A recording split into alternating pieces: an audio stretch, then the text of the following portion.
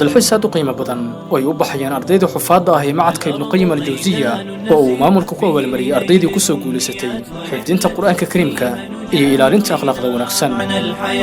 ولا نزال على طريق طموحنا حتى الممات تؤذنا الأهواء لكن نسأل الله الثبات. الأرض ميدان نسير به لنيل الأمنيات ورحلة فيها نجاهد كي نرى معنى الحياة ولا نزال على طريق طموحنا حتى الممات. waxaa loo kaxaynayaa maanta inay soo qaataan jawi qurux badan oo ay ku soo damaashaadaan goob aad u qurux badan waxayna ka anbabaxayaan xarunta macadka.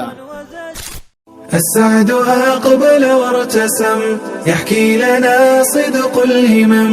السعد أقبل وارتسم يحكي لنا صدق الهمم عن خير صاحب ارتقوا حفظوا ترانيم الكلم.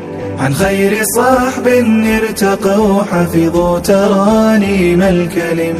أهل الكتاب وإنهم لخير صاحب اسمهم حفظوا كلاما منزلا وبه أضاءوا دربهم. intii ardayda dalxiiska ku dhex jireen qaar ka mid ah ardayda ayaa soo bandhigay ayagoo quraanka u aqrinayo sida quruxda badan ee loo baray.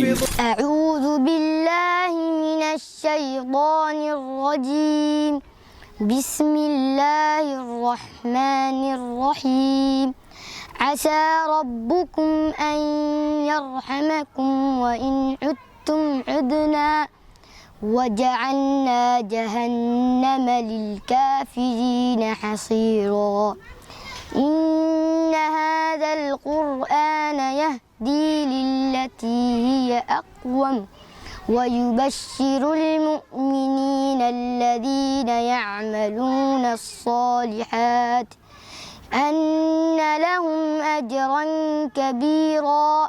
أعوذ بالله من الشيطان الرجيم. والتي أحسنت فرجها فنفخنا فيها من روحنا وجعلناها وبنها آية للعالمين. أعوذ بالله من الشيطان الرجيم.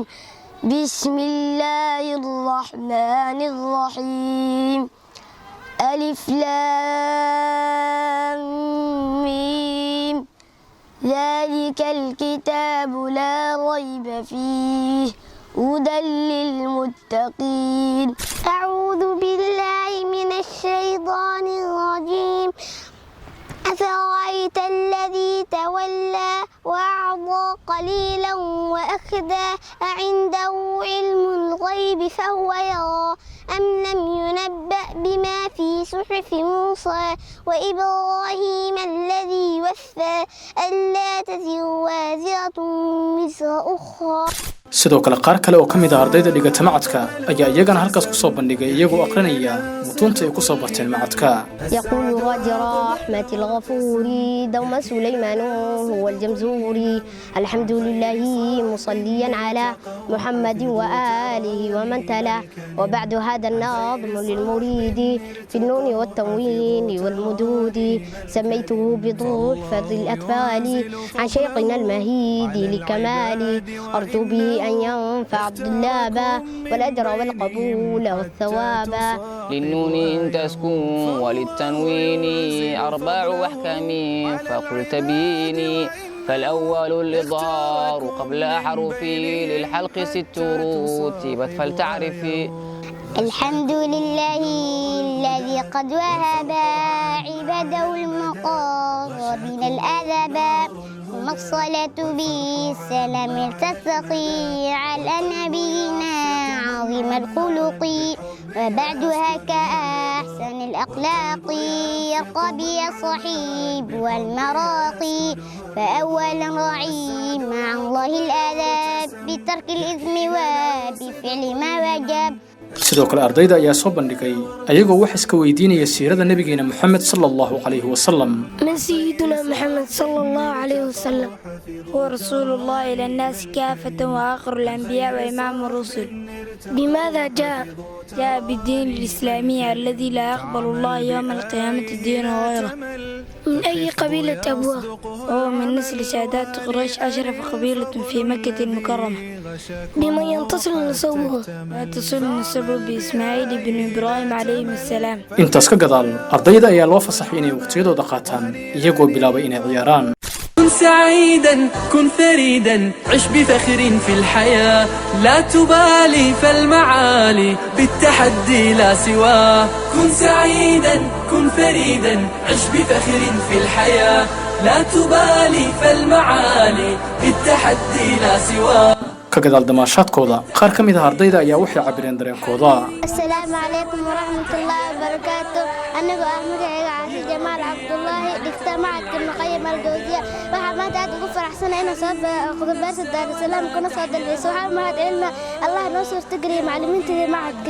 بسم الله. السلام عليكم ورحمة الله وبركاته. أنا أحمد أمال محمد حراد اجتمعت ابن قيم الجوزية وحكفر أحسن أنا ما تصاب خبرت دار السلام ما علمنا معلمين تدي معك. السلام عليكم ورحمة الله وبركاته. أنا مجاي هاي الشيخ محمود كتاب معك ابن قيم الجوزية وحن فرح سنة إن صوب خذ بيرت دار السلام وحن مدعلنا معلمين تيجي معك. السلام عليكم ورحمة الله وبركاته.